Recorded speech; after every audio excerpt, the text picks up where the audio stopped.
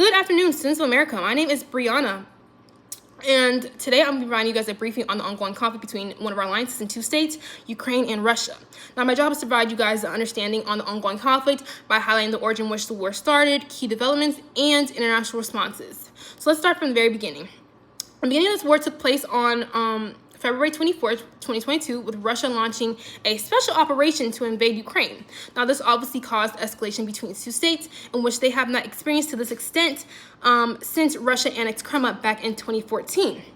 Now, for some historical context, this conflict is deeply rooted in a territorial dispute that's been ongoing since 1991, when Ukraine broke off from the Soviet Union, ultimately causing its dissolvement and gaining its own independence as its own state. As Ukraine has practiced democracy, it has closely aligned itself with Western leaders and Western institutions such as NATO, European Union, and the United States. Now, this is very threatening to Russia, being that it's a communist country. Having democracy so close threatens the current state of how Russia practices their government. And ultimately, this is another irritation for Russia, because their ultimate goal is to really just rebuild the Soviet Union by obtaining Ukraine, which would simultaneously help in expanding Russia's influence and power all across Europe.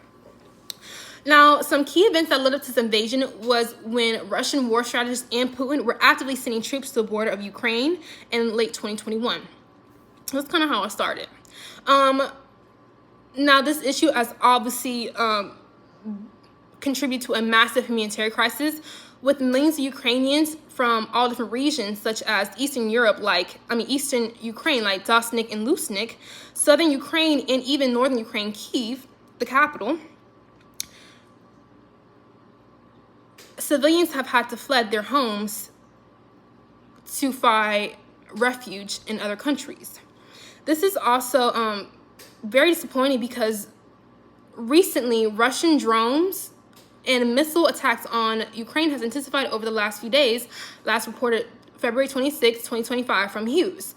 Everything we know about Russia suggests that it will remain focused on its ultimate goal by destroying Ukrainian statehood, quoted by Dmytro Kuleba from Hughes. This is also causing friction within the United States, because with Ukrainian President Zelensky coming over to United States to sign a treaty with President Donald Trump and Vice President J.D. Vance, there was some type of dispute between these two parties, in which ultimately caused Trump to suspend all military aid going to Ukraine to help in this war. And this was documented on February 28th, 2025. Now, this conflict is domino affecting all across the globe, because it's contributing to the price increases on energy, food supplies, and with wheat being Ukraine's largest commodity, it's also creating starvation for other countries, because they are unable to conduct trade with Russia blocking their borders.